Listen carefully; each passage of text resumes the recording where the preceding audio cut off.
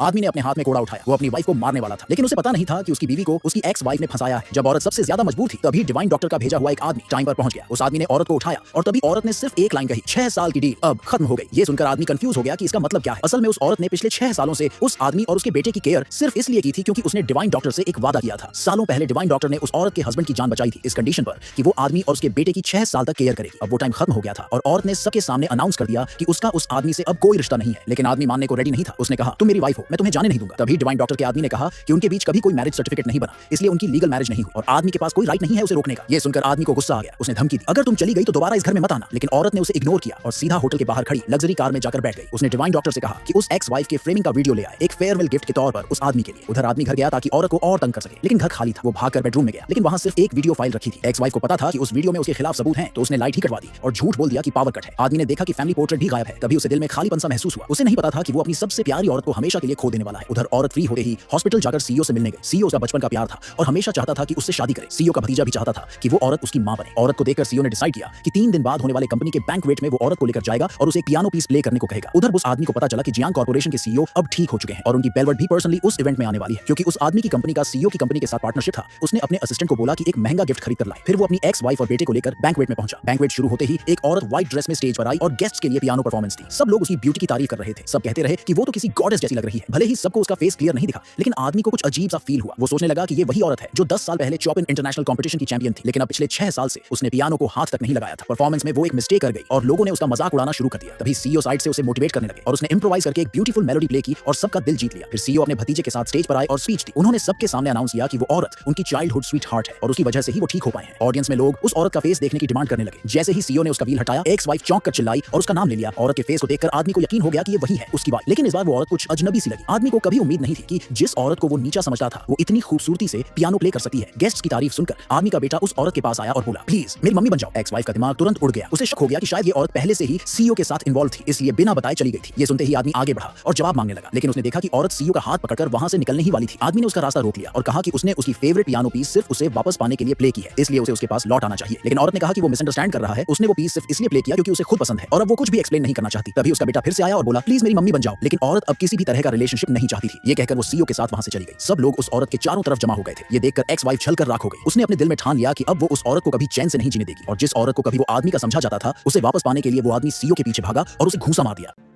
अगर वीडियो पसंद आया हो तो एक लाइक जरूर कर देना। कमेंट करके बताओ कि आपको सबसे इंटरेस्टिंग पार्ट कौन सा लगा। और हाँ, अगर अभी तक चैनल को सब्सक्राइब नहीं किया है तो जल्दी से कर लो। बेल आइकॉन को भी प्रेस कर देना ताकि कोई भी अपडेट मिस ना हो। मिलते हैं अगले वीडियो में, तब तक के लिए टेक केयर और कीप स्माइलिंग।